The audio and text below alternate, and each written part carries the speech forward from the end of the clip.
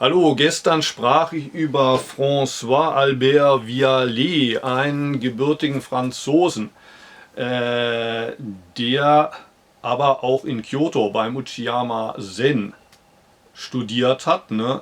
Also ich glaube, er war immer nur Wochen- oder Monateweise da. Ne? Also er war nicht wirklich lange am Stück da, aber er hat als Mönch tatsächlich ordiniert. Er ist 1908 geboren, das heißt, er war da schon über 60. Ne? Und er ist dann 77 in Frankfurt, wo er eine Zen-Gruppe hatte, gestorben. Er hat verschiedene Bücher auf Deutsch geschrieben in den 70ern, als es noch nicht so viele Bücher gab. Ne? Und auch von Uchiyama ein oder zwei übersetzt. Das ist eins von denen. Ne?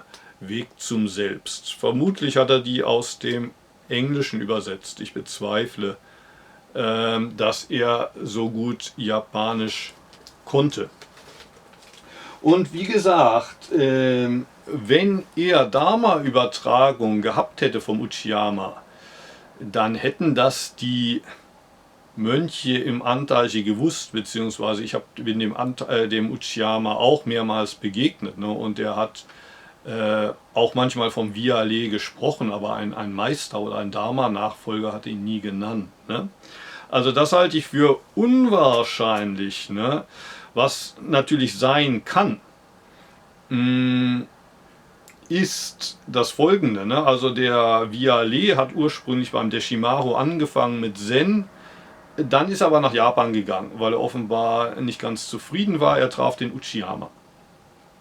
Und weder hatte der Deshimaru eine allzu hohe Meinung vom Uchiyama als umgekehrt. Ne? Die beiden mochten sich nicht allzu sehr. Ne? Und es kann natürlich sein, dass der Uchiyama, als der Vialet sich auf den Nachhauseweg machte, zurück nach Europa, dem Vialet gesagt hat, du musst jetzt den Europäern mal wahres Sazen zeigen. Ne? Was der Deshimaru da macht, das ist nur eine Show. Ich weiß nicht, ob der Uchiyama das gesagt hat, aber es könnte sein, dass er sowas gesagt hat. Ne? Und dass der Vialet das so ein bisschen als einen Missionsauftrag verstanden hat. Oh, ich stehe jetzt hier auf der gleichen Stufe wie Deshimaru. Ne? Und der Deshimaru macht sein Ding in Paris und ich mache jetzt in Frankfurt mal die Konkurrenz auf. Ne? Keine Ahnung, ne? Und was der Vialet seinen Schülern gesagt hat, weiß ich auch nicht. Aber ich bin einigen von denen begegnet. Also es gibt oder genau genommen sechs italienische Praktizierende, die vor 20, ja mehr als das, ne, 30, 40, vor 40 Jahren nach Antaji kamen, kurz nach dem Tod von Vialet. Die hatten mit dem praktiziert. Ne?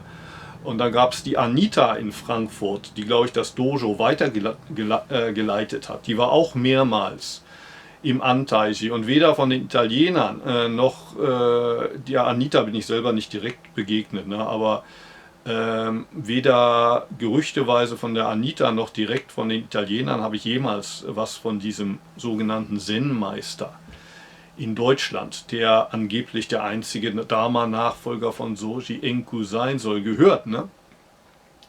Also sowas sollte einen etwas stutzig machen, ne? Wenn einer sich selbst Zen-Meister nennt, aber dann nicht ja, erklären kann, wo diese Dharma-Nachfolge herkommen kann, ne? Beziehungsweise das wird durch nichts gestützt. Ne?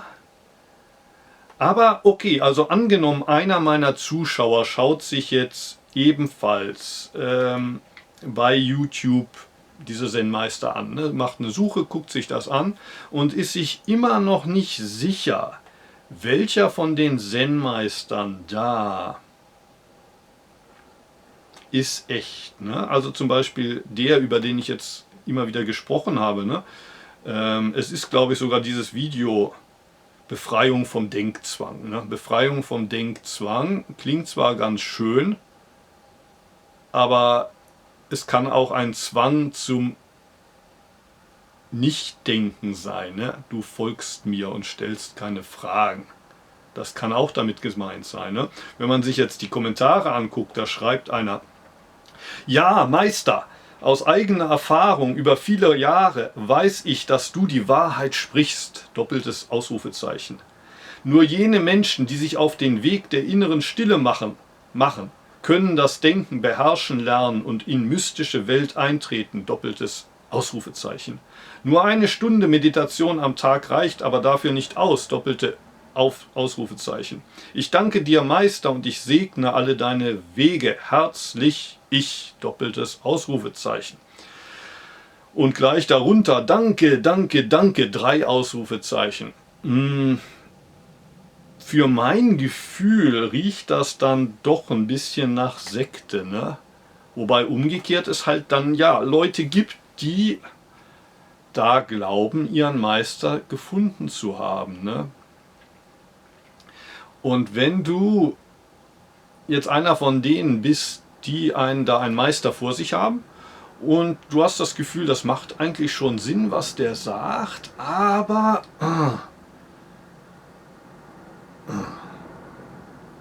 irgendwie riecht es manchmal auch ein bisschen komisch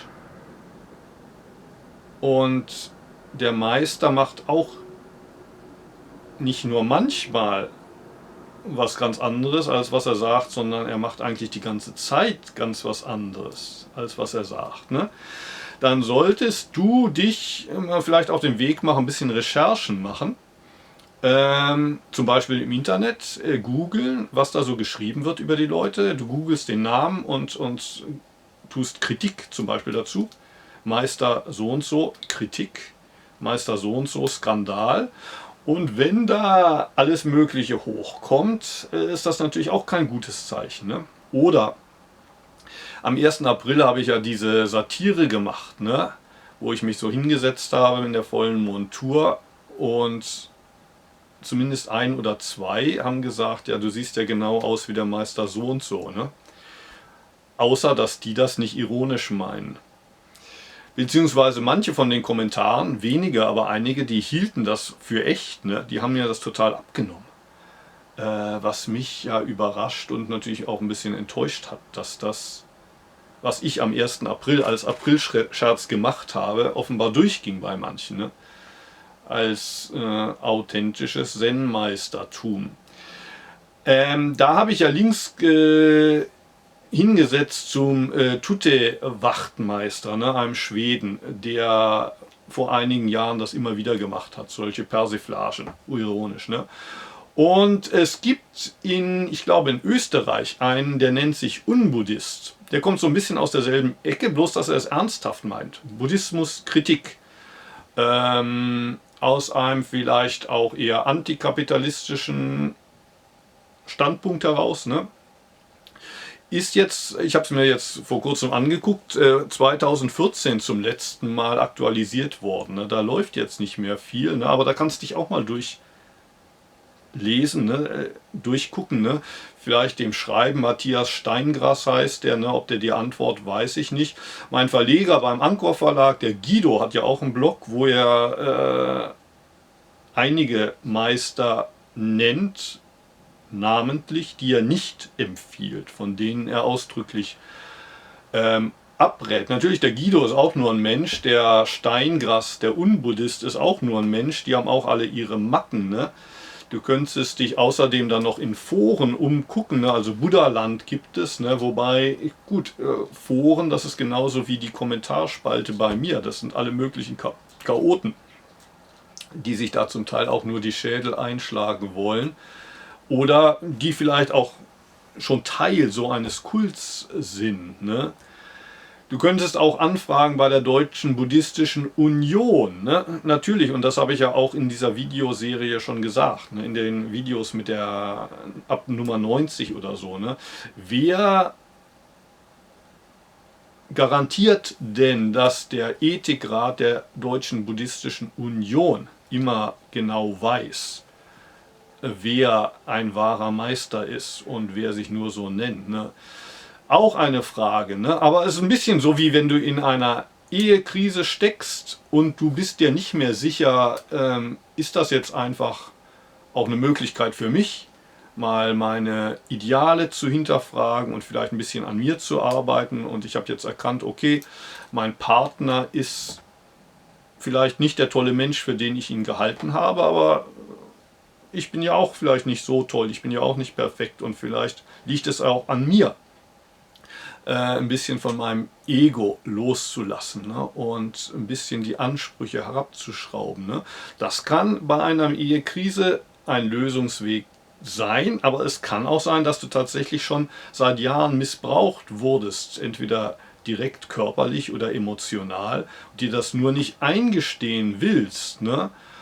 Und wenn du dir nicht sicher bist, ist das jetzt einfach nur eine Krise, durch die ich durch muss und das ist eine Gelegenheit, das Ego loszulassen, oder ist das tatsächlich Missbrauch? Ne? Frag andere, ne? Frag die Leute um dich herum, die dich kennen, die vielleicht auch die andere Person kennen. Bei der Ehe gibt es Eheberatung. Ne?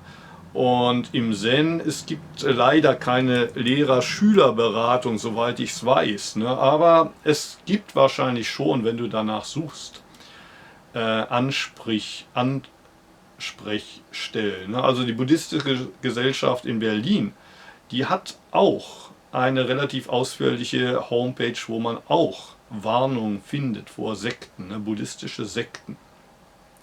Gibt es und es lohnt sich tatsächlich, die Augen offen zu halten, aber es gibt kein Patentrezept. Ne?